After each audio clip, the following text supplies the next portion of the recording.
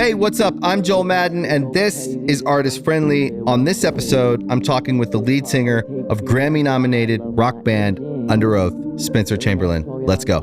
Smoking on piff, that's my kind. I don't want no bad times. I don't want to have bad. How's it going, Spencer? Good, man. How are you? Good. Yeah. Yeah, thanks for coming. Dude, thanks for having me, man. Yeah. This is cool. Have we met before? I feel like we have, but I can't remember. I can't place it. Yeah. I think probably like a festival or Warped a tour or something, tour. something like that. Yeah, we've never really rode down. We've never gotten to hang out.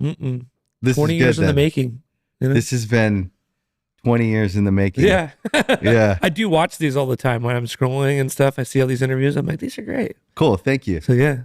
I like doing it. Yeah. It's most of these conversations we would have if we were like broing down and meeting up. Yeah. If we were like meeting for the first time and we had some night to kill somewhere backstage or Like somewhere. you're on tour. Yeah, like chilling. And Like, you end up in some really great conversation and people don't ever get to, you don't have it on record.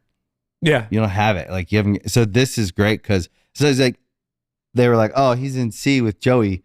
I was gonna go in, but like I actually like to sit right down and start talking, and we don't have to use all of it. But I like to have like the meeting and the even if it's the first time, like I like to catch it because like I don't know. I just think it's like something special. Yeah. No, I dig that. Yeah. Hell yeah. So thanks for coming. Yeah, man, dude, we're excited to be here. How's Underoath? Record came out today. Congratulations. Thank you. Yeah. Better than ever, strangely enough. You know, this far into it, it's funny. I feel like as we started to focus more on like, are we having fun? Is this worth being away from family? Do we need to do this? Yeah. You know, because I think when we were younger, the way that the scene worked or the industry worked, it was like you had 2 years on a record, you had to make another one, you had to tour. You know, it was just like if you didn't deliver, you know, in a certain time frame, like you might be forgotten. Someone's going to come and take you out of your spot or your lane. And now I feel like there's so many lanes to where it's like good for them for being huge. I don't care if the opening band now is playing arenas and we're not. It's like it's a win for everyone, and you could just take your time and focus on what's important, which is the art. Like, are the songs good? You know, if they're not, we don't need to put them out.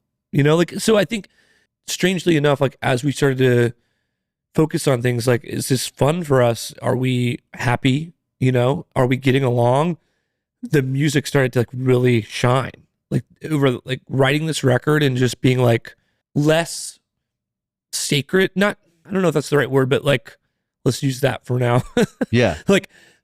Like my part has to be there because I work so like less that and more like looking around the room like, is Chris bobbing his head? If he's not, maybe, all right, let me try something else. You know, like I want him to be stoked. Fuck everything else, right? Yeah. I don't care what the fans say or what Randy, no offense, is he in here? There he is. Or like the man or like the label says. Like I was really going into this record, I was just like, we've struggled a lot with our relationships and personal demons, and the band's broken up and got back together. And What do you think that was? which part?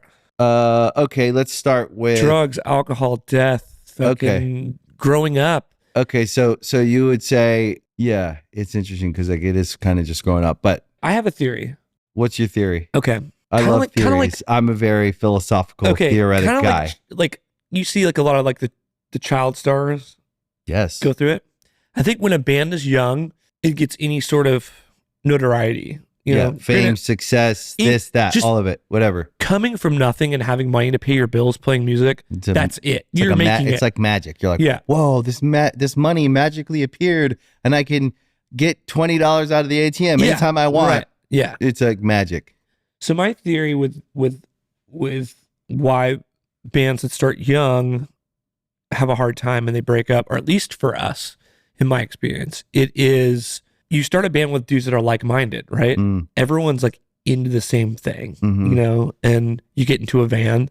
So when you're in the van and you're a nobody, you're playing floor shows, basement shows, VFW halls. Mhm. You know, in this day and age, you know, before the iPhone, there was a CD in the CD player. So you're all listening to the same shit. Mm. So you pull over on the side of the road. What do? You all eat the same place. Mhm. And then, we're out of underwear, we're out of fucking shirts. You go shop. You all look the same. Everyone Yeah. looks the same, dresses the same, acts the same. A lot of it's like the herd mentality. Like you got this tube you're traveling around in, sleeping on people's floors. all it's these like, survival. all these you're surviving the road, and all these inside jokes and these crazy like, oh my god, we stayed on these people's floor last night.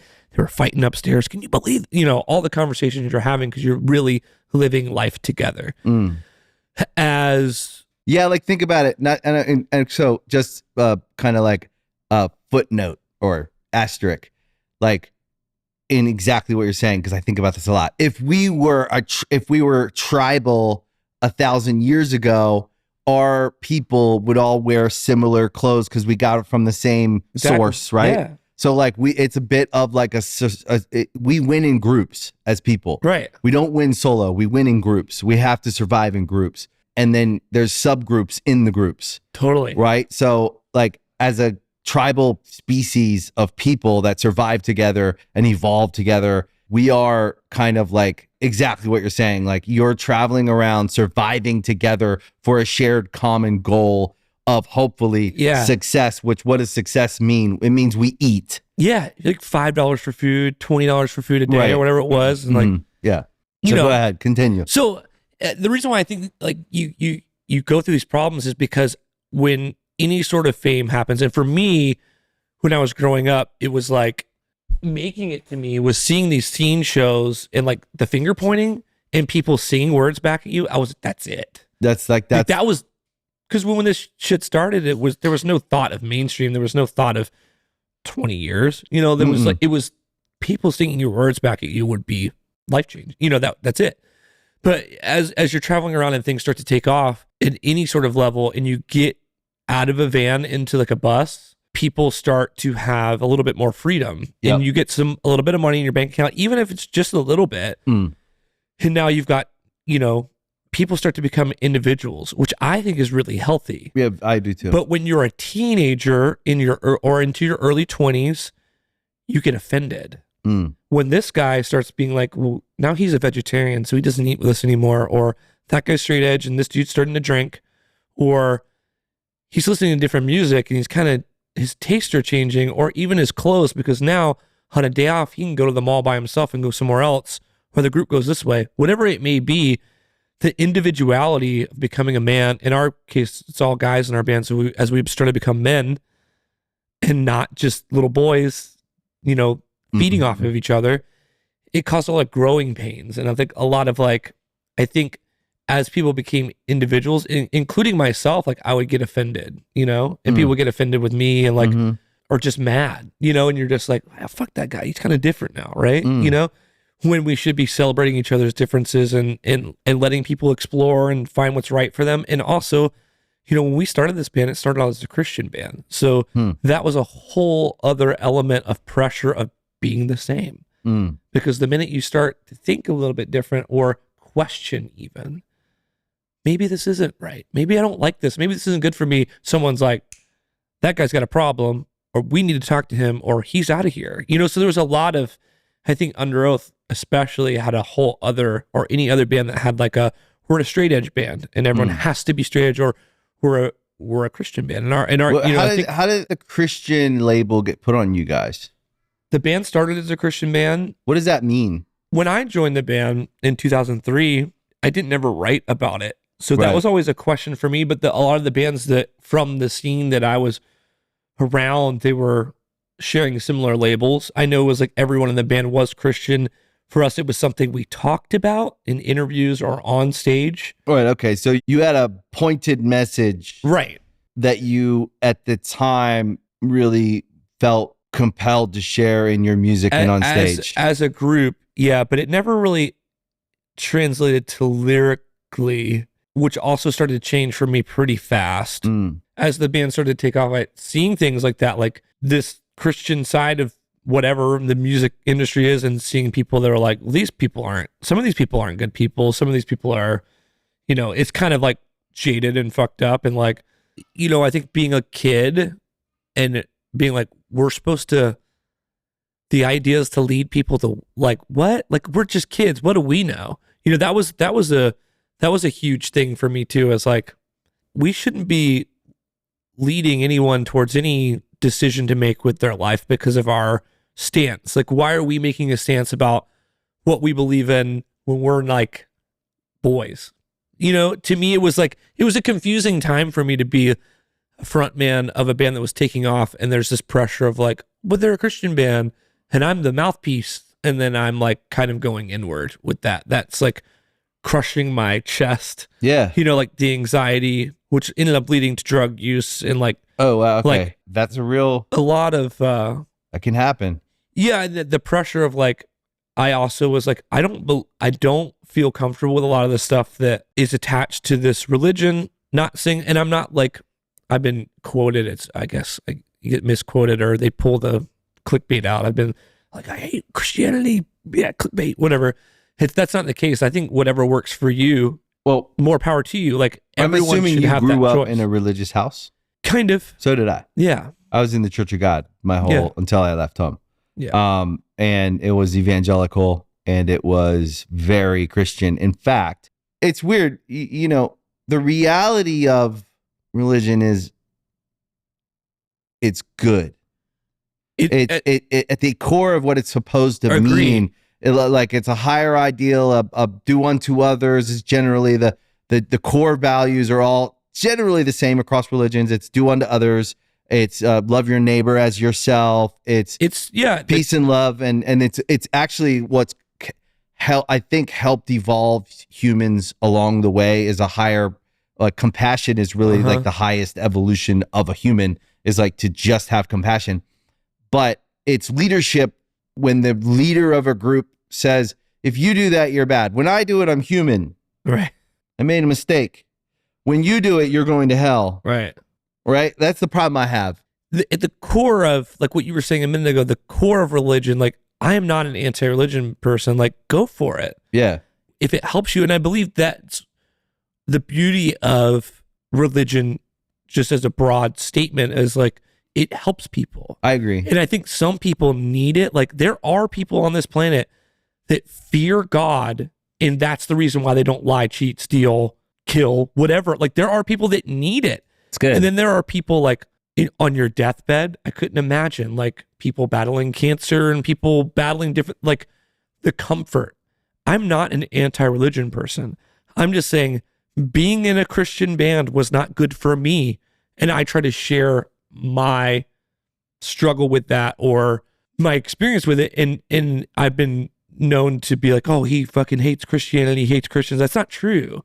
I don't hate any of that. Let me read you your quote in 2018. I'm sure. Here we go. You said, I'm not saying religion is wrong for everyone, but for me, it was wrong. It ruined my life. It did. Turned me into a drug addict, and people were awful to me the whole time. I never felt more alone in my life than I was a Christian. Actually, I stand by that. In the moment you said that, I'm sure, because I actually related to that. Yeah. That's why I said, I got to ask him about when he said that, because I related to it. I actually used to say, I'm a Christian in a band. We're not a Christian band. You ever hear that one? Yep. Oh, yeah. My whole life. The core of being in a religion is a good idea. When I meet people who are truly like enlightened, who like love God, it's different. Yeah. And it's to be honest, it's inspiring and it is it's attractive. Like you feel like you want that. Mm-hmm. But to say that it has to be one way, like, and then the guy who's Hindu or Muslim is wrong, is just weird. So, yes, because you're an artist. Yeah. And we're just trying to tell stories. Yep. And we're trying to heal people, actually. I mean, that was the initial love of it, right? Like you were a kid, you listened to something that made you feel not alone, right? There was something in your room at some point in time, you had put on I don't know if it was a tape or a vinyl or how, CD, whatever it was. Even the I'm not that much older than you. Even an FM radio. CD. Yeah. But tapes when I was little. Tapes, yeah. But also, I mean, my parents had vinyls and shit laying around, but whatever. Whatever it might have been for you or whoever's listening, like there was a moment in time you were listening to something more than likely by yourself that made you feel like that's for me. Yeah. That was written for me or written about me or that's what I want, and I think that was, I'll never forget being a little kid and I was obsessed with Nirvana. I have an older brother and two older stepbrothers. So I had cool music always when the kids my age necessarily weren't into it yet. And I remember showing a friend the song it made me feel, and and he was playing like Super Mario, or he was like, yeah, I don't know. And it made me I was like, God, if I could just bottle that feeling that I'm feeling right now and just give it to you, just drink that. I want you to feel that. Like, I was so frustrated at such a young age of like, why can't this person feel that? It was like, I just wanted to share that feeling with my friends. And most of my friends that I grew up with did not like any of the music that I liked or cared. And it would just, I guess, motivated me to be like, to write, to share, because music, I know it's cheesy, music saved me, but yeah, it did. It saved all of us, which is why we are in these seats right now talking about music and talking about life, because at some point in your life that bing went off in your brain of like, wow, that's everything. That changed my whole, like, it could have been something so silly, like you got picked on at school in freaking second grade, but that song came on and you just felt better. Yeah. And that was it. So it's like, if it was pizza, you'd been like, if I eat a piece of pizza and everything changed, you probably would have wanted to open a pizza restaurant when you got older. But for us, you and me, it was a song or a lyric or an album or a band. Could have been their whole everything, in that. And then you see that, and those people that come to your meet and greets and mine, and they wait outside for your signatures or mine, or like. How old were you guys when you got, you put out your first record and you really started working? 2004 is when it started to move. So you were early 20s.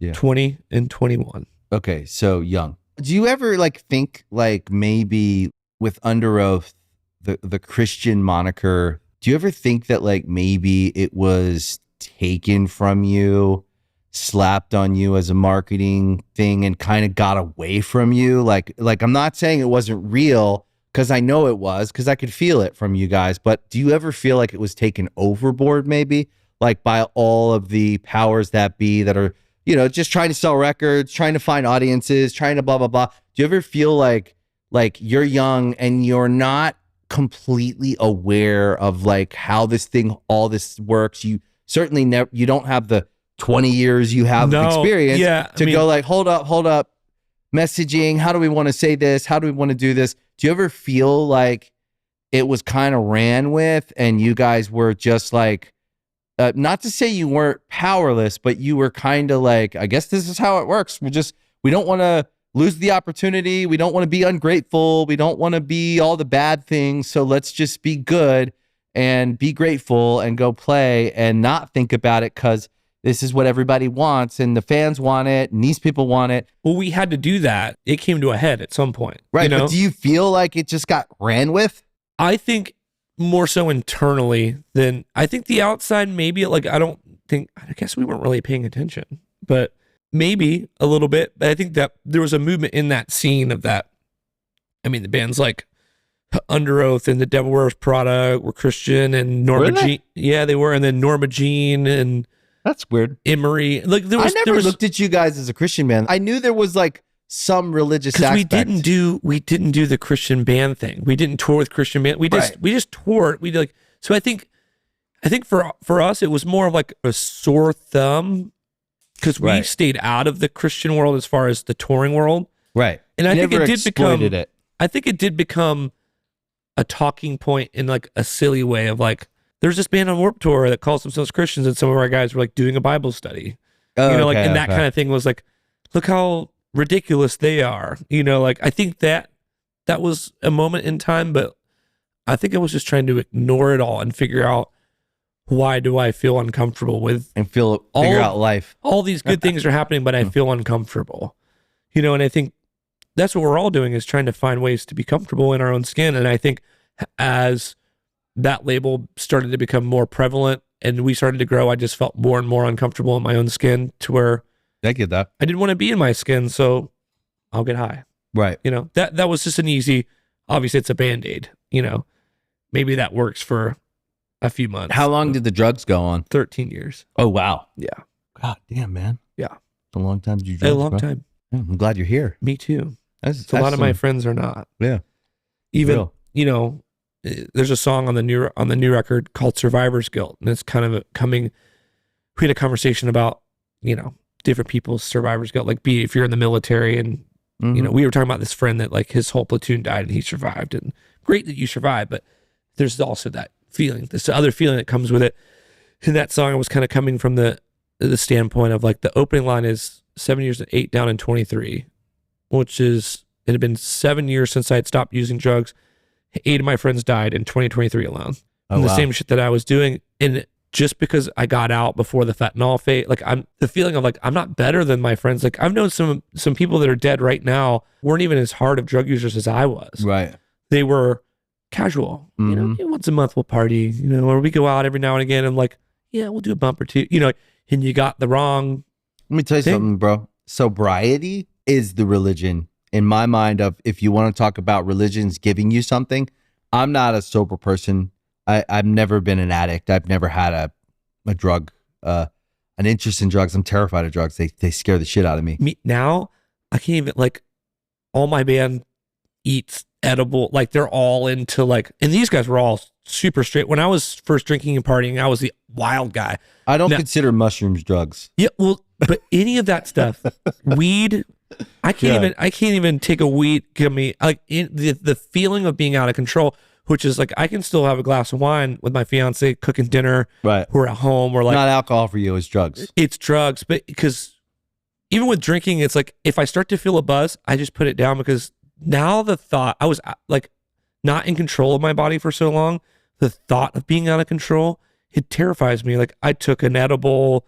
Like when I first got off drugs, I smoked a lot of weed, you know, because I was like trying to find something else, until I smoked so much weed that I was having panic attacks and like I couldn't sleep, and I'm like waking up. I'm like, I hate this. Did you go to therapy? Yeah. I did substance abuse therapy for but did you also just go to therapy? Like, yeah, I've done it. Okay. Yeah. But I think there's something like some trauma or something when we get into, like, when I hear about your drug use, I go, I don't know. I don't think you should ever do drugs. No, I don't do them. I don't touch any of it. If you've had that experience that you had. I have friends who I guess they use casual drugs. I don't know, because they don't tell me, because I think they think probably I would judge them. I wouldn't, but I also just don't do drugs. Yeah. I also don't want to hang out with people that are like fucking doing coke. Melting. Yeah. It's a weird, like, yeah. I think that's like as adults, as middle-aged guys, like I don't go out that much, but when I do, yeah, I don't either. I'm happy to be out when I'm out. But if someone's doing like coke, it's weird. It's like, the funny thing now is like I can go out to any bar anywhere with the band. Like when we go out, we don't go out that much. I barely go out, but yeah. Are you married with kids and stuff? I'm getting married in September. Oh, congratulations! Yeah, thank you. That's nice. I'm excited. All the Christians will be glad. Yeah. Making it honest. Right. I had my kids before I got married. I have a kid with an ex-girlfriend that was a crazy toxic scenario right when I got off drugs. My daughter is a blessing. But well, there you go. That scenario was a fucking shit show. It was awful, but that's neither here nor there. Yeah. Well, that's the thing, is like, we can't judge those situations that we found ourselves in when we weren't honoring or trying to like love ourselves or take care of ourselves and others. But out of those things come these beautiful. Yeah. When your therapist says you should not be in a relationship, you should listen to them. Yeah. Otherwise, you're going to end up in court battles and shit for child custody. Like that's terrible. Oh, terrible. What a horrible thing. Yeah. But the funny thing, like what I was saying, is I can go any bar or anywhere because I was a drug user for so long. Like I know the game and everything. And also, by the way, I did not go to a bar for about 6 years. Okay. Because I just didn't want to put myself in it. I had to learn how to trust myself again. Had to learn how to love myself again. Yeah. It was really important. But did you ever love yourself? I do now. Good. You know, but I don't think I did as a kid until I found out.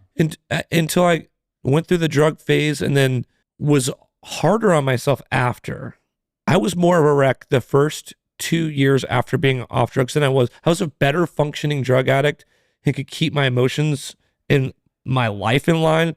But then the first 2.5, 3 years off drugs, I was a roller coaster. Yeah, you were left to sit with the reality of you. Yeah, and I would just, for no reason, break down. Could be crying. Yeah. I could be a dick. I could just self-implode or just look at someone and lash out. I was like, I was not in control of my emotions for a good while. It was the first couple of years off drugs were fucking hard.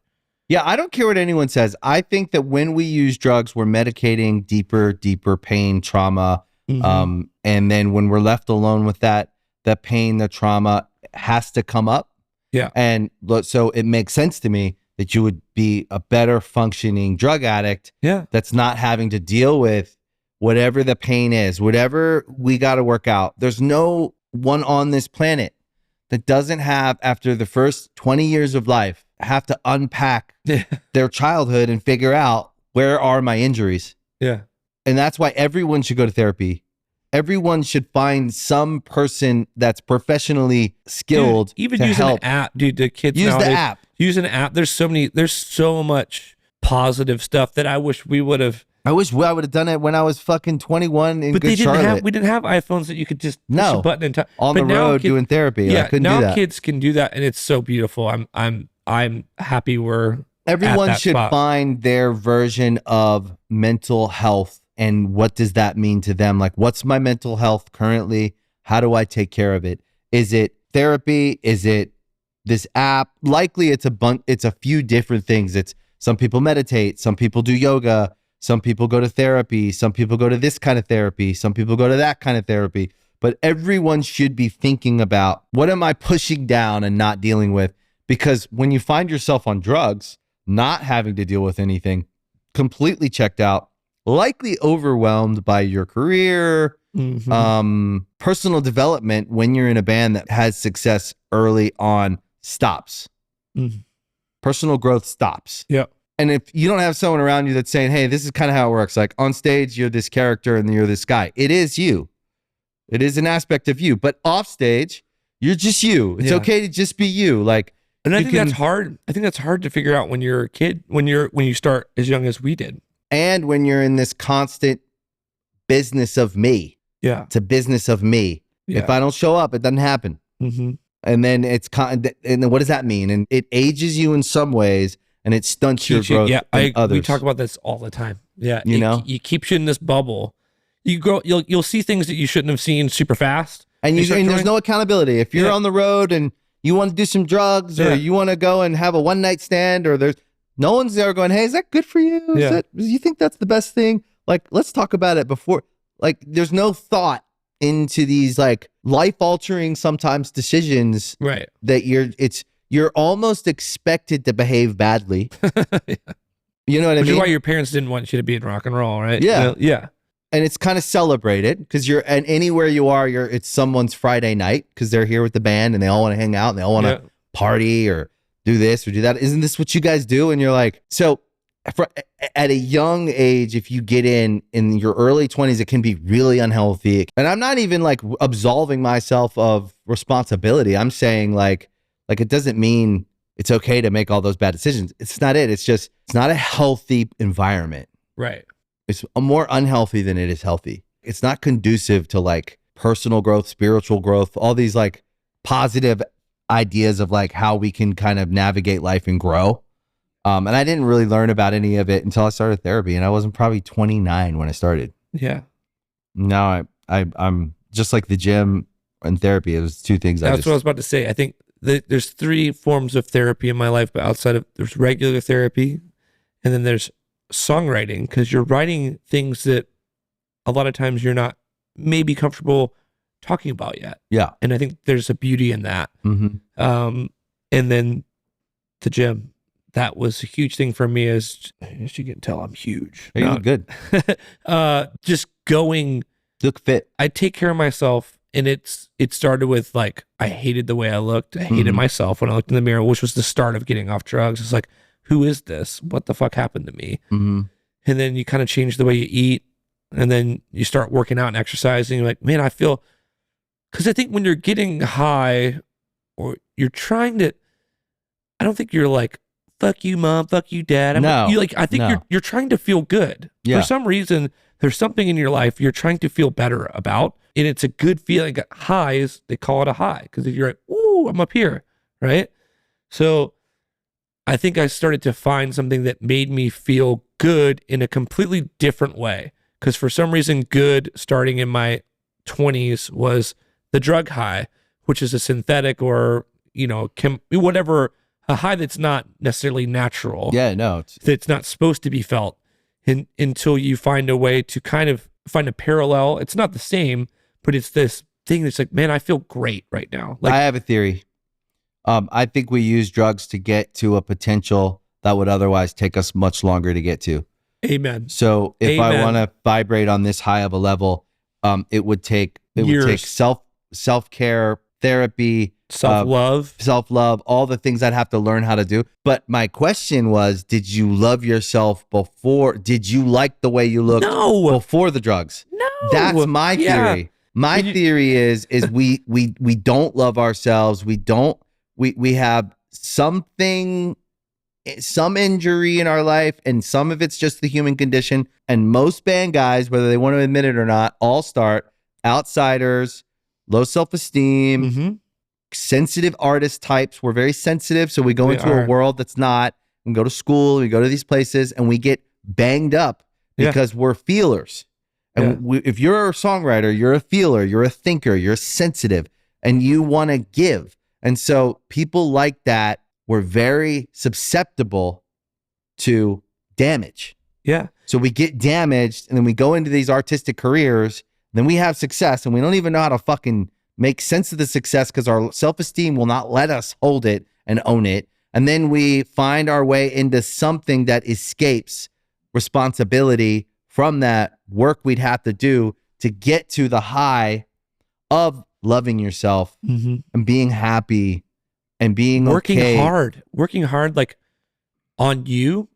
It's discipline. It takes discipline. It takes a lot. It's like, and it sucks. There are days where I'm like, I wake up, I'm like, man, I would just love to just lay in this bed and just roll around, watch some Netflix, just get up and kind of roll around and eat and just be lazy. But I'm like, I'm going to get up and go to the gym, even if I don't want to. And then when I'm done, I'm like, fuck yeah. Even if I do nothing for the rest of the day. You get a high from it. Yeah. And I'm like, but I also did something to make me better. Because I look at myself, I'm like, I'm not going to be the dude that starts to fall apart from 40. I'm not going to spend the next 40 plus years on a decline. Yeah. I'm like, well, I spent 20 and 30 destroying my body. Now I'm going to be like, every day is a chance to be a better me. Yeah. So I wake up and I go, all right, even if it's just that, I just went to the gym. That's doing something for my heart, my body, for my joints, stretching the muscles, all of it just working in your brain. It's like, so today, I'm the same way. Today I'm better than I was yesterday. Yeah. And it allows you to love yourself more. And you're doing something hard, and it makes the rest of the day feel easy. Yeah. Because you're doing that workout, you're doing that sauna. I like the ice plunge. I like the sauna. I like the workout. I like I'm learning to like cardio, which I always hated my whole life. I'm learning to like it. My knee doesn't like cardio. I grew up skateboarding. Were you a skateboarder? No. I grew up skateboarding. I mean, I did, but I wasn't good. Crashed my knee. What about a bike? Oh yeah, I can do the elliptical on the bike. Yeah. The bike is a good one. It takes a minute to get into it, but it's a very good source of cardio. Yeah, it's the running on the pavement or on the track. Like my knee. Running isn't good. My for knee your is like body. my knee is like, yo, let's stop that. Inclined walk is good. I do that a lot. The stair machine, really good. Yeah, got one at the gym. I agree that I think it all spawns from like self-love. And how do you tell a 12-year-old boy to be like, you should be loving yourself? Because you can't. They don't even understand. You don't understand what that is. And I'm like, when I think back on it, it's like, like it's funny because my fiance is always like, I bet you were like, if I would have met you in high school, like you would have been so cool. I've been playing shows since I was 12 and like, oh wow, skateboarding. And I was like, no, where I grew up, I was picked on for that. Like that wasn't cool to play rock music. No, where everyone was like, it was hip hop and country. Yeah. In football. Yeah. In basketball. And where are you from? I'm North Carolina. Okay. Yeah. So it was to dress ass. the way that I dressed and to play anything with a guitar that wasn't a jam band. Like I was my band was selling out little venues and stuff. Played music with my brother and his friends a lot. And they were like older punk dudes. And like that wasn't cool. You were like a freak. You were a loser or words they would call you that you couldn't use now. Yeah. All the time. And I tell her all the time, I was like, it was so opposite. I was like, selling out a show as a kid would get you thrown into a locker because you're not a jam band. Yeah. And you're not, you know what I mean? You're not a football player. Like it was like, it wasn't cool. So I think all of that started as like, you didn't look like everyone else. You know, I wasn't jacked and had a beard at 16. I was a little twig on a skateboard, you know? So I think that like we started this conversation off about a more emotional aspect of like what it means to be an under oath and what the journey's been like. And I think it's important to like recognize like under oath is cool as shit. Thank you. It's a storied career. You guys show up and people show up to see you. You're one of those bands that everybody knows is going to like show up and tickets are selling and people are coming to that show and it's a good show. You guys have built a thing that takes a lifetime to build because you're a good band. Thank you. I appreciate it. And I think that it's important to kind of highlight what it means to build for people listening. The reality of building something great is it's fucking chaotic and messy inside when you're doing it because it's human beings working together, working on their own shit, figuring out who they are. And then who are we as a unit? Right. And who we are as a band. And what does that mean today? What does it mean 3 years in, 5 years in, 10 years in? It's always going to change. Always. Who we are as individuals, always going to change. And what you hope is you arrive to this point in your life, right? Like I always say, it's like 40, right? You arrive to the point in your life where you should know who you are. You're right. Hell or high water, whatever you've been through, good, the bad, the ugly, the pictures you'd look back on and go, ooh, or the moments you'd look back on and go, oh my God, it's ugly. Yeah. But that's growing up. Uh-huh. And on the other side of it, I see grown men in a great band, making great music, affecting the world in a positive way. Of course. Yeah. Affecting each other in a positive way. And when I sit across from you, I go, oh, this guy's a success. Right. You're fucking here. Right. You're not all disconnected and you can sit here and have a real conversation about some shit that like, this is why I like this show is because we can talk about what does it mean to be a Christian anyways, or what does it mean to be a band anyways, or like, it's very hard to define the reality of any of the things of any of these ideas, but like we should be able to talk about it without having everyone take every word out of context, rip every little thing we say about, we're just working it out. Yeah. In real time, all the time. And so this conversation is more true to what it actually means to figure shit out and still not kind of know and kind of know. Yeah. But when we hit 40, you would hope that we figured out how to live life and our way that will allow us to go another 40 years. Right. And not go the way of what we've seen a lot of our friends, people that died way too early, either by drugs, suicide. All of it is like, to me, like drug addiction is like a long, slow suicide. It's taking the way of the like, I don't want to kill myself like that. I want to kill myself like this. It is. And so anything we do knowingly in poor health, we know we're killing ourselves a little bit doing this each time. That to me is like the down cycle. Or we choose the path up, which is hard, but on the other side of that path is good health, clarity, more self-esteem, more self-awareness, more self-love, and a grounded sense of reality. I always think that way. I'm like, what's the grounded sense of reality here of what it actually means? Not the idea of it that everybody wants to post or write, or that's all just ideas, and most of it's bullshit. Right. Reality is a different thing. So I was talking to someone the other day about, they were asking about me writing this record, being off drugs and all this stuff. And I painted it like, look, we were saying, like when you come out at 40 and you're like, you should. What's the name of the record? It's called The Place After This One. All right. So when I look the way I explain this is like my whole career, I want to explain it like as if visually, if you're on a boat, you're traveling from point A to point B. You're out there. You got this crew with you. You're sailing. Fucking storm hits.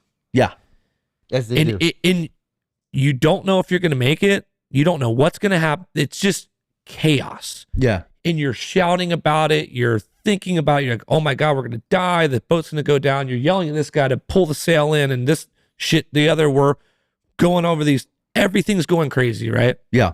I've been writing in that my whole life. Mm. And someone asked me what it was like to write this record. What's different about this record? And I said, I got through the storm, got on the shore. No one died. Yeah. And you looked out and it's like, that was crazy, right? That was nuts. Now we can talk about it. Yeah. Now that I've made it through the other side, not saying that I'm not going to have another storm in my life. I don't know. You don't know. I don't know. We don't know. But Likely. right now, I made it to shore and I can look back and clearly talk about how that felt, how I was feeling. What was it like to be in that moment as opposed to my whole career? It's like you're treading water trying to write about what you're in. You're in the shit, trying to talk about the shit. But now when you're on the shore looking back at it and you're like, I could write a book about this. Yeah, I could make a movie about that. Whatever it is, like writing from that perspective and hindsight of like, it is still real. All those emotions I felt and I can still feel and think about can make me feel a certain way. I can still talk about it just because I'm not an addict anymore or I'm not dealing with death or whatever this crazy toxic relationships I've been in, all the stuff in my life that was turmoil. I don't need to be in turmoil to make good art. No, you don't. I'm clear-headed and on the other side of it, I'm really fucking happy. My life is good. The band is happy. Everyone's in a great spot. That's nice. And it made for great music because we could focus on making stuff that made us all happy and stoked. And I could write about turmoil. I could write about the storm that I went through over the last 5 years, or I want to go through the whole 13 years or the whole 20 years of being in this band. I'm sitting on the beach, my feet in the sand, looking out at that clear sky and this ocean is calm. And I'm just like, I can't believe all that. But now I can really think about it. Like, what? How did that really make me feel? What was that? What, like, let me talk about it because I'm a fucking live, and I'm here. I also can like analyze what part I played in it, and then I can not do it again. Right. And then it can always be sunny and clear, even when problems come. They're less of a storm and more of a problem to solve. And because I'm so clear, I'm so equipped, and I understand. Like I listen to my instincts, and if somebody comes around, I'm like, before, if I did this, I still let them hug me, right? Now, if I do this and I don't let them get near me, I don't have a problem. Yeah. And it's like, metaphorically, I'm saying like we can look at like what are the patterns we've had in our lives with ourselves, with people. Is there a reoccurring problem that I've always thought was other people that's actually me? That's a huge one, right? Yeah. That's a fucking big one. That's a big one. Yeah. Can I get out of my own way? Yeah. Right. But I think that's the age. I think that's experience. Is that what this is? Is this what 40 is? I think so, dude. Okay. All right.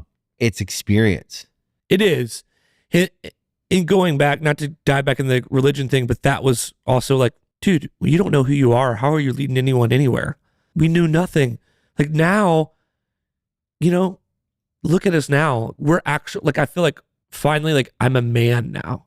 I feel like I was a boy until like clarity hit. And when you know who you are and you've got some self-awareness and self-love, you're like, I'm a fucking man. And you can easily, a grown-ass man can make a decision and stand by it and be fine with it. Yeah. And it's okay. Like if you don't, and we don't have to see eye to eye on everything. Yeah, and that's exactly. Okay. And it wouldn't bother me at all. Yeah. If you and I have, different feelings about different things, fine. We can talk about it. I don't care. That's how I feel. Yeah. I feel the same way. I find differences to be more interesting than anything. When someone's different than me, I'm always like, oh, why do you think that? Yeah. Oh, tell me. I don't know. I'm interested. I think it's it's also like, sometimes I think as you get a little bit older, you're like, well, maybe I'm looking at this wrong. Maybe if I listen and hear you out, like maybe I could learn something. Yeah. Also, maybe I can stay still firmly with my decision on how I feel. I think that is being mature, like being able to hear someone out and make, a conscious thought of that, of like not anger because you're saying something that I don't feel or I don't believe in, but like more like, oh, I wonder why you make that choice and I don't. And is there something I'm missing? And after the conversation is done, like, oh no, I'm still feel the same way I felt and I'm good and we can be different. Or to be able to be like, oh wow, I never thought of it that way or thought of it that way. I'm going to look more into that. And I'm in constant, I'm constantly working on my shit, whether it's my business or my marriage or myself, my personal growth, my physical. I'm constantly now. I'm in a lifestyle of like Same. working on myself and my shit, and I think it's given me a really like healthy view of the reality of this. Right? I believe that we all have dirty laundry. Mm-hmm. I believe that we all have closets and we stuff shit in them. Mm-hmm. Some might be worse than others. Mm-hmm. Some people's shit in their closet might be terrible. Yeah. Right? I don't know. But I believe we all have it. And so can I get to a place in my life where anyone can walk in my house and look in my fucking closet and look in my fucking laundry? To me, that's the goal. The goal is to live a life where you could take my computer, you can look through all my emails and my text messages and read everything I write, and I can live with it. I can live with you knowing my worst moment or my best moment. Right. That's, to me, that's like clarity. That's like peace. That's like something like. And that's not easy to do. No. But I think it's something to strive for. It's something that I strive for because I believe that we live in a world now where people sell. And they sell this idea that they're right, that they're perfect, that they're this, that they're that. And their life is better than yours, especially And social they're better media. than you. And I'm like, no, reality is we're all human beings walking around like fucking, like we think we're conscious. We're such animals in our instinctive kind of the way we move through the world. And we all have something embarrassing. I don't know. We all have, and we don't look at each other like that. Like we, like as a society, as a group, we like celebrate people's downfall or their embarrassing moments or their, and I kind of like move away. I'm like allergic to it. I move away because I really believe that like, if you can't hand over your phone and let everybody read your fucking text messages or you're this, you shouldn't be going after them because that in my mind, the reality of being a human is we all fucking have done some dumb shit or said some shit or I don't know. And I think that the goal is to live a true life in front of everyone. It's like, I'm not saying that people shouldn't strive to change the world and affect large groups of people and organize. That's fine. I'm saying that they should be mindful of the power dynamic and how they present themselves as perfect or something. I don't know, because I'm very careful about that. It changes you. There's no way that it can't. Yeah. If you go from your platform being 5 people, be it a band, a preacher, or some person on Instagram, from playing for 5 people to playing for 5,000 people, 5,000 followers, 500,000 followers, selling millions of records, whatever it is, it's going to change you. It changes your brain. You cannot control that. That's something we don't understand. And then it's how do you combat that? And I think there's no way to really truly do good with it unless you're really working on yourself or you're in a really good spot. And most of us weren't in a good spot when those shifts happen, be it your little Instagram following that you're telling what they should eat or what they shouldn't eat, down to a band preaching from stage or a pastor or whatever it may be. I think that shift, no one's prepared for that. And I'm glad that our music, I'm sure you feel the same way, can be a positive source of motivation or comfort or anything that people find in our music as something in their life, right? That's helping them on their path to personal success. Totally. Personal growth and good health. I do believe that like, if it wasn't my band, they would find another source. Totally. Because they're looking for it. Yep. And I'm glad they found me, but I believe they'd find something if they're looking for it. Mm-hmm. So my encouragement to people is don't follow me. Don't think you're going to follow me. If I'm a source of positive, great. Keep looking for the positive and on the road to good health and good well-being and personal success and growth. Or the other road is downward spiral towards death. Mm-hmm. Ultimately. Yeah. Longevity isn't just our health. It's our mind, it's our self, it's our whole self. So anything that helps you in your path to personal success. And that's all the things, your health, your relationships, your happiness, all of it. You have to water the plant. Yeah. And so that's my thing is like, there's a lot of positive sources out there for you to use on your journey. My message is always for people to find it, to look for it, and to find their, look, the transcendent side of life, spirituality, faith, is really good on the path to being well. You're going to find I think you're going to need to find your version of that. Because it is a real aspect of us. Like our spirit is a real aspect of us. But I just don't think there's just one way to be happy, healthy, whole. I don't think so either. It's different for everyone. It is. And that's okay. And that's also confusing, which is why I think people are constantly in turmoil growing up, because there is no answer. Like, isn't that what we're getting at? Is that like, there is no, if there was a way to raise a child right, it's 2025. There would be a book already that's like, the manual this is what would you exist. do. Here's the manual. This is what you do. This is how you have a child that's not going to have problems. You're going to grow up healthy and happy. Dude, we still don't know. Yeah. And I think this whole thing that's what this is about, is like trying to figure out what works for you, because it's different for fucking everyone. And that's so confusing. And when you're a child, you're not equipped to even understand that. Like, why is it different for me and my best friend John over here? Shouldn't we just do the same thing? Yeah, no. Because it works for him. Mm-hmm. And it doesn't. And I think that's hard, is realizing that you are, in certain aspects of this life, you are on this journey alone. It is you are. your life. Mm-hmm. You are in control of it, and you have to find what works for you. Yep. Yes, you're not alone in the fact that you have family, friends, loved ones, relationships that you have. You're alone at the end of the day, though, falling asleep. Yeah, in your thoughts and in your mind. brain. Yeah. And like, what is good for you? And that's I think that's scary. I think what it boils down to is, as a child into your teenage years, and then you're looking at moving out of your parents' house, it's scary. Whether you're excited about it or not, to the thought of like, but it is just you, what works for you. No one can tell you that. Yeah. You have to find it within you. And that's the journey you've been on. Yeah. That's what I think. Yeah. I think you've been on that life journey.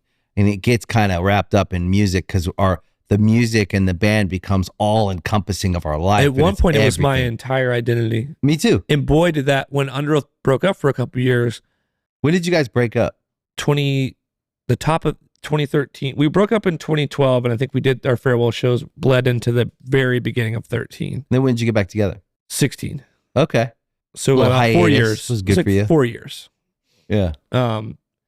And boy, when your whole identity is, when you don't love who you are when you start out and you're a little kid and you don't really have an identity, you're not sure who you are, you're not really a man, you're just a child that's not, it's easy to fit in with a group of like, oh, now we're 6 guys, 5 guys, whatever. We're this. Yeah. I don't have to be just me. We are this. Yeah. And then your whole identity, especially mine, like being the singer, and like everything was Underoath for me. I am the guy from Underoath. Oh, that's who I am. And my life consisted of all this busy schedule and just filling in the gaps in between Underoath events. Yeah. How am I going to kill the time? Yeah. There was a lot of partying and going out and, wasting time. And then new Underoath event, And then when that comes all crumbling down. Yeah. What were those years like? Those years between breaking up and then deciding to get back together? Rock bottom. Oh, wow. Like it got darker, but I started. Where did you live? I was living in St. Pete, where the band was based out of Tampa, St. Pete. Okay. You find some trouble down there. Oh yeah, it was bad. The spiral had gone to the bottom. I actually moved to New York. I moved to Brooklyn in 2014, and that was the start of getting better, which sounds crazy. You moved to New York, and New York's crazy, but for me, it was, I had to get away from where I was. Mm-hmm. I was going to die here. Mm-hmm. Like, there was a slippery slope. I knew everyone everywhere. I mean, I walked into a place, they knew my order, or they knew my drink, or whatever. Like, I could get away with whatever I wanted. I knew everyone. Mm. Any band that came in town, they knew to hit me up. Like, I was always the guy. Yeah. I was the guy, So I needed to delete most of my phone and start over somewhere. Yeah, and I was fresh just start. And being in New York, walking around by yourself. And, you know, I also fell in love with music again there because you're always listening to the music when you're walking around. You know, you don't have a car and you're in your headphones. Also, and, no one in New York fucking cares. Yeah, and yeah, and it's great. I learned how to go out to dinner by myself. That sounds so small, but I hadn't, you know, you're in a band. Like, dude, I have never done that. You know, growing up, it was like always needed somebody with me. Always. No dinners alone. And I learned how to be completely alone. Yeah, be alone. And then that was the start of like. And then you have to think about yourself. You're alone and you're like. Do I like where I'm at? Yeah. Do I want to keep doing this? And I was still making music. I made a solo record, a duo. Like me and my friend made a record and hired a band, toured the world with that, played Wembley, did Australia, Europe, multiple US tours. Crashed and burned, drugs and alcohol, burnt the whole thing down on the ground as Underoath started to talking again. And I was actually on a different journey of, I realized being the crazy guy in my band, then I was doing this project called Sleepwave and I hired a bunch of dudes that were wilder than me. Right. All of a sudden I'm the parent and I'm the responsible one. I was like, this fucking sucks. I was like, if this is what I've been putting Underoath through, I got a fucking little wake up call. And then, so that's spiraling out of control, but a lot of good, you know, like the band did a lot for such a short time. And Underoath starts talking again about maybe doing a 10-year tour or something, like celebrate, like we did a lot, like blah, blah, blah, blah. As I'm living in New York slowly, like the drug use had really slowed down. I had changed the way I was eating. I started to exercise, and exercise really led me to completely get off drugs, which was awesome. Because if I was like, I really like going to the gym and feeling better about myself and working on myself. If I get high tonight and drink too much and stay up till 4, 5, 6 in the morning, I'm gonna be too hungover to go tomorrow. And then there was like the double guilt. Like I shouldn't have done that. And then I wake up, I'm like, fuck, I missed the gym.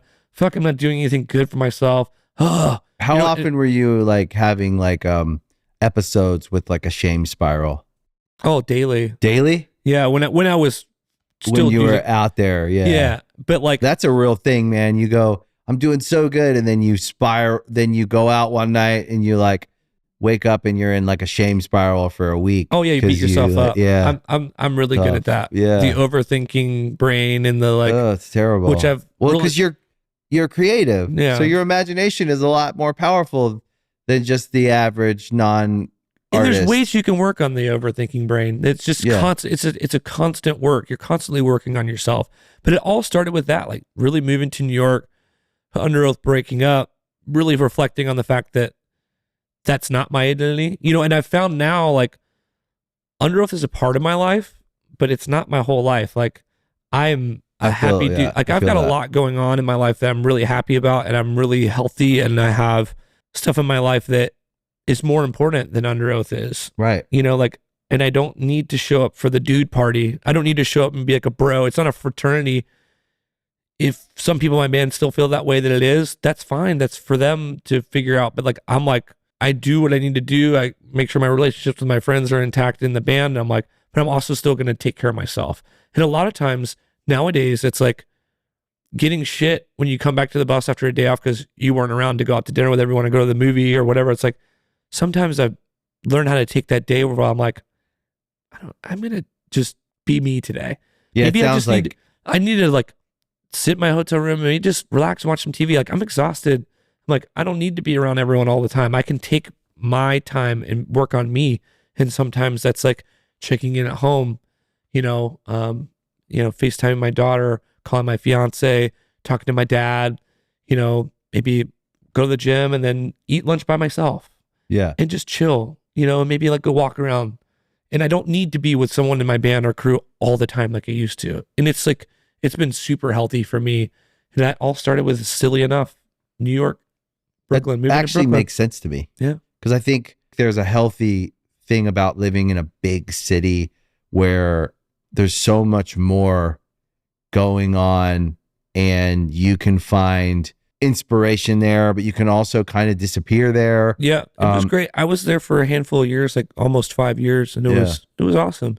Yeah. And it sounds like you guys really like how did you come back together and like establish that, like, it sounds like you guys respect each other. It just sounds like grown men. You grew up. It's the same as our band, but we had some of those same key issues, like, but then we worked through it. we work through it, and then we respect each other. I was talking to Jason from the Fever and Let Live. Yeah. And as he's getting back together with Let Live, and we were just kind of chatting. He's a good buddy of mine, and he's a nice guy. He's a sweetheart. I love that dude, like and him. I love the Fever guys. I love the Let Live guy, like all that. You know, I like all of them. Everyone. You know, the three of them are a force. It's Steven, Eric, Jason. They're all those forces. I loved all those human beings with all my heart. But it was funny because, you know, Jason was posting about going into the first Let Live practice. And Let Live was on a tour with Underoath early on, and then they were on our farewell tour. Right. And then we've done stuff with the Fever after getting back together, because the Fever came about around the time I think Underoath was getting back together. Yeah. So we've got a lot of history with all those dudes. And I was just speaking to him about that, of like, he was posting about like, I'm going into this new, you know, this new old territory, like about to uncover some wounds, or I don't know what this is going to be like. And we just started chatting, and I was just like, from my experience, because I did it, whatever the outcome is, doesn't matter. Just being able to even mend the friendships at all.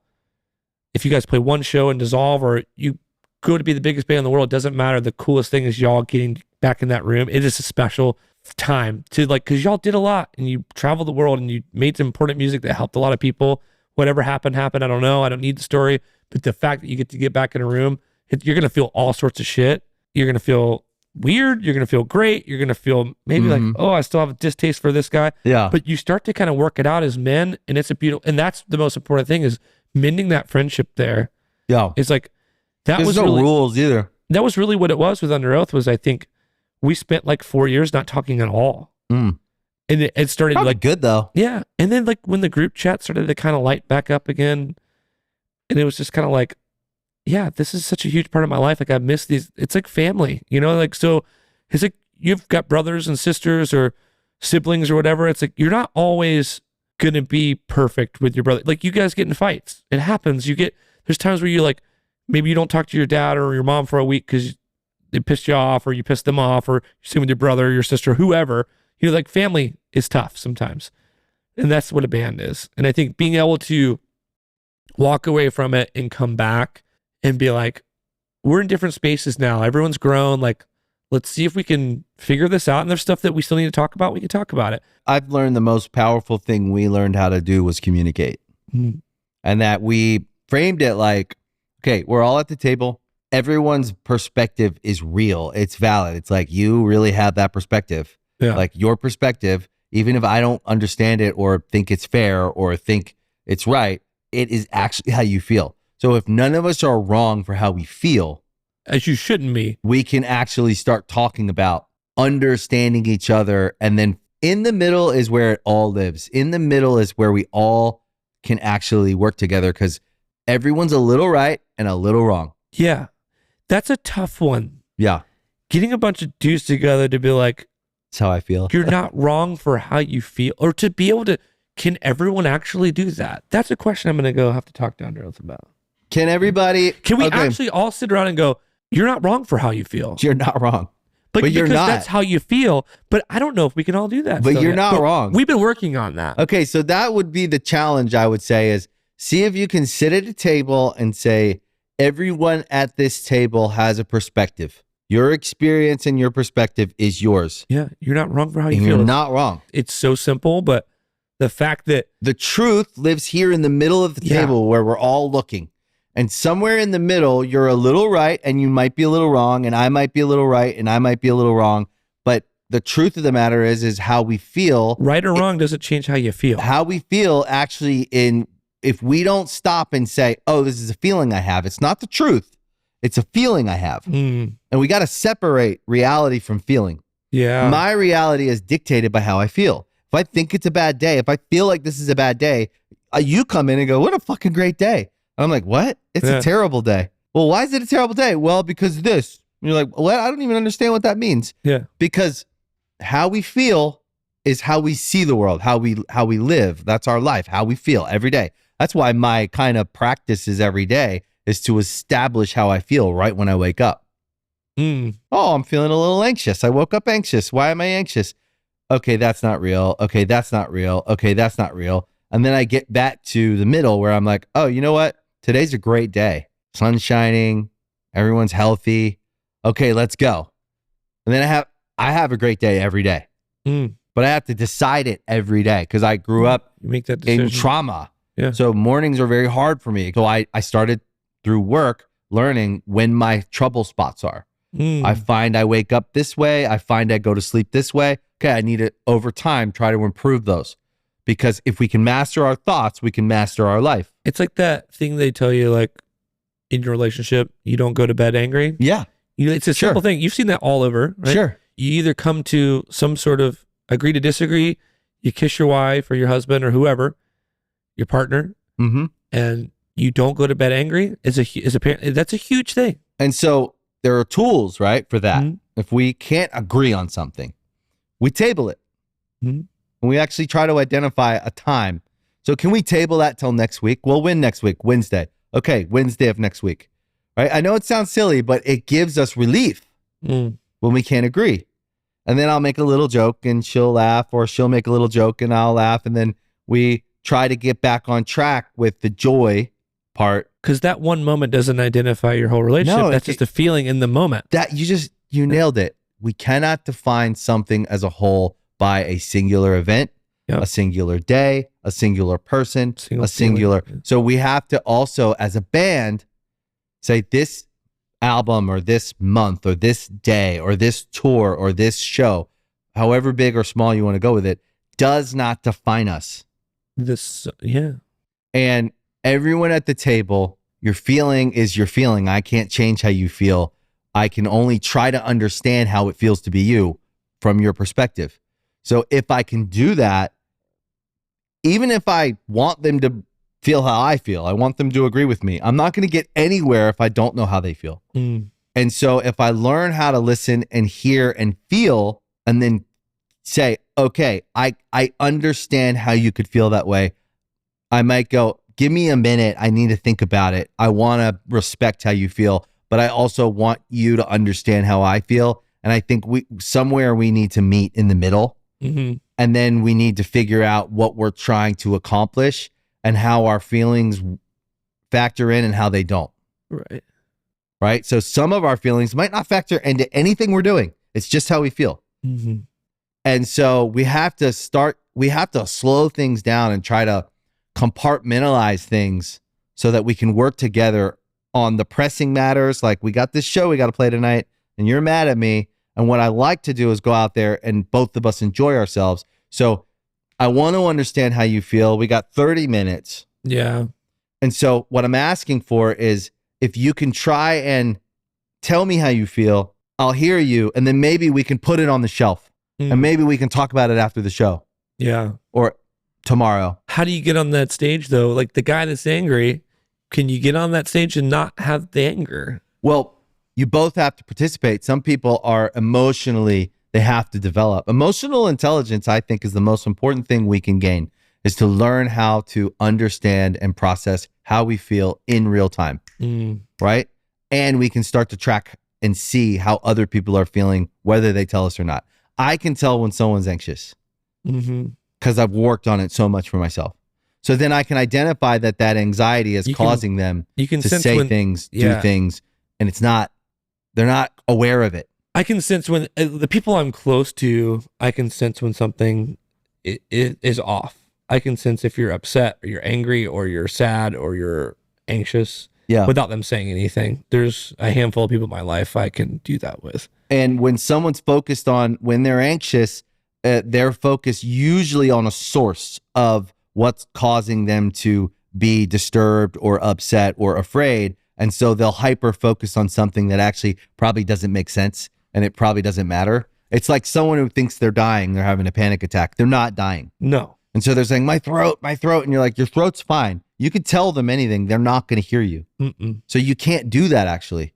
You actually just have to try to help them through it by what a therapist would do would be like, okay, why don't we try breathing? Why don't you wiggle your toes? Why don't you there's different things for people that are having panic attacks. But all I'm saying is, like, I think it's called emphatic listening. And it's like being able to hear someone and understand how it feels to be them in that moment without pulling your perspective in and trying to get them to see what believe you, right? Not trying feel to how you change their feel. perspective. You're just actually just trying to listen. And then by even doing that, it brings it down. And then you have to kind of almost like constitutionally agree with yourself that you're not going to judge their perspective or try and change their perspective. You just want to understand it. And then actually that I find opens up dialogue, even if like let's say before a show, Underoath's about to go on, you have 30 minutes, somebody's mad at someone, and you go, okay, I can tell you're mad at me, or I feel like you are. I know we don't have a lot of time, but maybe you can tell me how you're feeling. And then they're like, well, I feel like you do this. And you're like, instead of defending that and go, no, I don't do that. Because that's what a lot of people do, is they go straight into the accusation of, you always do this, or you're so this, right? That's like a very undeveloped way of saying that you feel like someone isn't appreciating you or someone isn't acknowledging you or whatever. And then instead of going, no, I don't, go, I don't want you to feel that way. I don't actually want you to feel that way. I think that's something we should talk about. I feel like I don't have a good answer for you right now, and we have now 20 minutes to go. So could you accept that I hear you, and like, can we go on stage and do this together? I want to enjoy this with you because I like you. And I feel you. I understand that you're mad at me, and I want us to work on that. Can we do it tomorrow, or can we do it next week, or whatever? Most of the time people will actually get on board and go, actually, yeah, I feel like you're acknowledging that I'm upset, and yeah, let's work on it. And then that starts to like, that takes a lot of maturity, and I think that like it's weird. No, but I also feel like it's brilliant and simple, but I don't think bands can do that at an early age. It's hard to learn how to do. I think that takes it takes age. I think Underoath is to the point where we could probably do that. I think you guys could. We've been we're way healthier than we've ever been, but we were a very, very unhealthy band, whether we like to admit it or not, from the get-go. Why do you think that was? I don't know. I really don't know. On the outside, I would have never guessed it.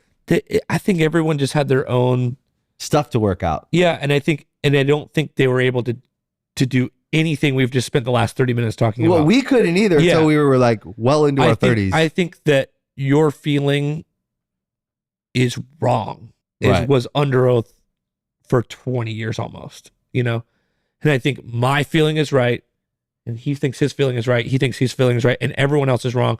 Maybe that made you guys like a fucking great band. Like, it maybe probably the did. tension. There was like, a lot of tension, but the best thing that I can say now is that we hear each other out way more than we used to. We coexist way more than we used to. We accept each other way more than we used to. And we made a record not in turmoil. And I know everyone says this, but I truly believe I've only felt this way twice in my life. I stand by every record and every song we've ever made, but I've had this feeling twice. It happened when we made Define the Great Line, which is a record that tons of people quote about. That's our pinnacle or whatever. That same feeling when I heard that product back, I have when we made this record. Yeah. And I explain it to where I think you always make the best representation of where you are at that time. Yeah. Every time you make a record, but sometimes we're not in that great we're not in a great place. Sometimes the band's not in a good place. Sometimes us as people aren't in a great, if you look at your life like this, sometimes you might make a record when you're right here. And maybe that record's flooded by all sorts of outside feelings and anger towards each other and distaste to where it kind of makes a mediocre record. But when you're at a really good spot personally, and each member's within reason there, and you make a record you're just on fire, and things are just fucking happening, and it's like, oh my God, we're capturing all this. And then you push play and you're like, fuck, we did that. I felt that way on Define the Great Line. We were in a really good spot making that record. That's why we're in a band together. We made that record. We were like really unhappy in certain ways with the way the first record went, our first record, Chasing Safety. And we were also on a high from some of the things that we worked so hard to do. We came in the studio with a fucking motive. We wanted to feel how we wanted to feel. Like, that's not who we are. This is who we are. And then we pushed play. We were like, fuck, that's it. And our managers and labels were like, why does it sound like that? Why didn't you make this? We were like, trust us. And then, the record changed our lives. I felt that way when we made this record that came out today, actually. Congratulations. Thank you. We made something. We were like I said, sometimes we don't always make the record in our best spot. Yeah. And right now, Underoath is in a really good spot, and we captured a record to when we push play back. I felt that same, like, you caught lightning in a bottle. Yeah. It's really hard to do, and you can't fake that. You can't force that. You can't be like, hey guys, let's go in the studio and catch lightning in a bottle. Something special's got to happen. No, It's just a good time, man. We were firing in a really good cylinder. Everyone, not just one guy, not one of us carrying someone else's dead weight. There was none of it. Was just came to a head. Yeah. And when I heard it back, I was like, that's the goal, right? So I listen to everything, but when it comes to heavy music, what do I want to hear? Because I don't listen to it all the time. I'm around it all the time. Yeah. So what is it that I want to hear? Let's make that. Because I don't know what what is it that I'm missing? What do I want? What am I not getting? And then when that started to happen and you push play and looking around, everyone is fucking, dudes are standing on chairs and walking around we made it in like this house, and like dudes are like headbanging, walking around the kitchen. I'm like, we did it. Yeah. Because if me and my four friends. Yeah. If you like it.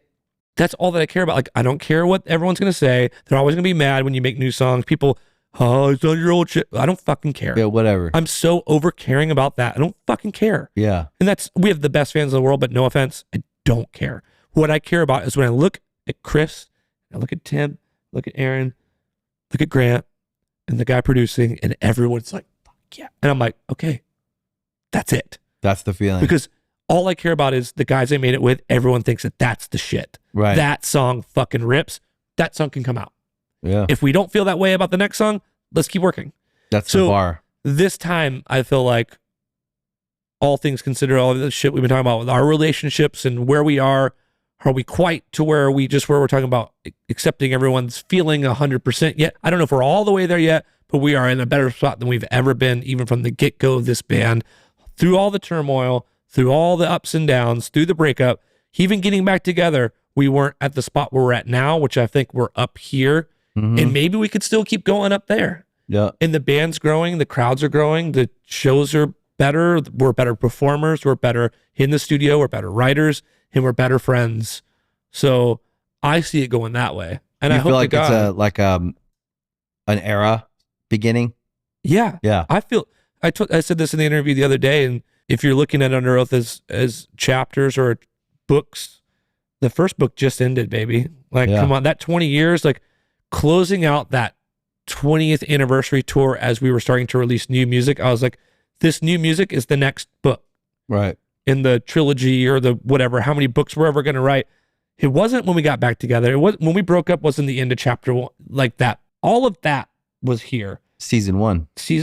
And I think now we're starting season 2, which is starting with this record that came out today, moving forward. It's exciting. Yeah, it does. It feels good. I'm happy for you guys. Thank you. I like you guys. It's cool to get like a perspective, like peek into like what was going on with the people. Yeah. The band is such an idea. It's such a thing that's not, it's real. Like, together we are this band. We put these records out. Your idea of me is this band. It's not me as a person. Right. And then you meet me as a person and you will formulate your opinion of me. And it might actually affect your opinion of my band. It likely will. Totally. Right. And I'm okay with that. But me as a person, individually, any given day, any given year, any given era of my life is different. The idea of my band, you might still be back in 2006, right? That's fine with me too. Right.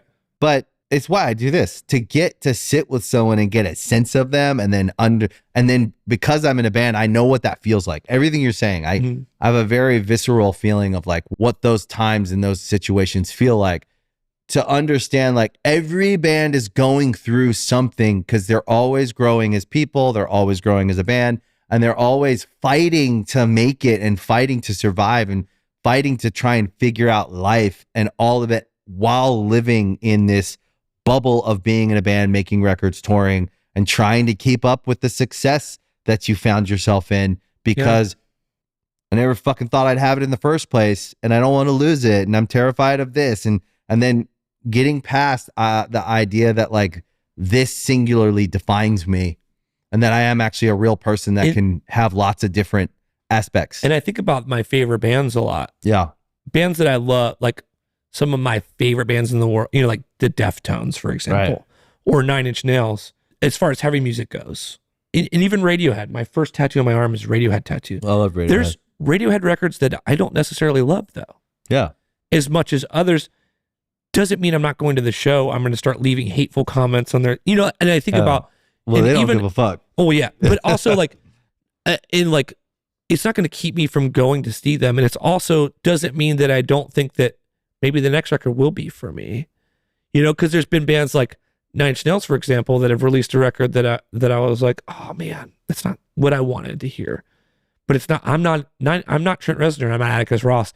But then... it didn't change the way I felt about the band and all the music that I loved that they put out. And then a record or two later, boom, my favorite fucking Nine Inch Nails record. Oh my God, this is incredible. So, and I think that's learning that about my band and our fans and like the way I feel about some of my favorite bands is like, it's a wave, man. Like sometimes you get up and ride it all the way. Sometimes you get up and fall off and sometimes you miss it at all. If you can't ride the wave, then like get out of the ocean. Yeah, you can like me too and not always like everything I do. You can also like not always agree with everything I say. It's like a relationship. It's like, I like you, man. Yeah. You and I could be friends. Yeah. If I lived here, I'd hang out with you. Yeah. I'd invite you over to dinner. Me too. But there might be things in your life that we're don't see different on, that we're sure. different on. Yeah. And it's not going to change the fact that I like you. Yeah, yeah. And I think that's how I've started to feel about some of my favorite bands and some of the like, just because they release a song that I don't, maybe isn't my favorite song or isn't better than the one, it's not always leveling up for me. Doesn't mean that I'm like, oh, they're done. I can't listen to them anymore. And I think when you accept that about yourself too, is like, we're going to keep making music and we're going to try things and we're going to swing at when that pitch gets thrown. And sometimes we might connect it and fucking hit a grand slam. And sometimes we might get just to first base or sometimes we might strike out. As long as we don't stop swinging at the fucking ball. That's right. We're good, man. Yeah. Like just keep going and keep doing you. And as long as you're doing the shit that you want to do. Yeah. Like Underoath, the one thing I can say about our band, as much as I've said some things about us not being healthier or, ups and downs in Underoath, the one thing I can say about Underoath is we've always unforgivingly been ourselves. Yeah. Whatever's happening in the scene or in the world or what's popular right now, we've never fucking cared or bent to it. And we've always done what we've wanted to do. And sometimes that connected and sometimes that didn't. As long as we're doing that and we're happy, we'll continue to be successful. Because I feel like if you're being true to yourself, there's an audience for it. I've always felt that. And I know I've always gotten the impression that you guys are serious about what you do, which is a really nice thing to see when someone takes what they're doing seriously versus whatever. Like I'm serious about what I do. Yep. I don't care what anyone else thinks, but I have to be serious about it because that's my life. Yeah. And I think that it's nice to see. I've always felt like you guys were, well organized in what you were doing and serious about it. Whether you feel like you were or you weren't, the impression I got was that I've always taken you guys seriously. We've always taken the music very seriously. And I think people take you guys seriously because you want people to get it. Yeah. You hope they do. Like I hope everyone feels the way I feel about this record that we made. But if we don't, okay, we're always going to make more music. And we always have our own music. It's like, we're never not going to play all the songs. We've got songs that people love that those aren't going anywhere. But I hope you get what we're doing. Yeah. I'm not trying to piss you off. I'm trying to make sure my band is intact doing what we want to do. And it's exciting for us and it's progressive for us. Otherwise, we're not going to do it anymore. Yeah. Because I know how we are. Because we need to feel like if we were just to make the same music over and over again, we wouldn't be. It's not worth leaving your family if you're not excited. It's not worth leaving. Feel alive. Yeah. Yeah. I know you guys are on tour with Papa Roach. Yeah, it's awesome. It's awesome. I love those guys.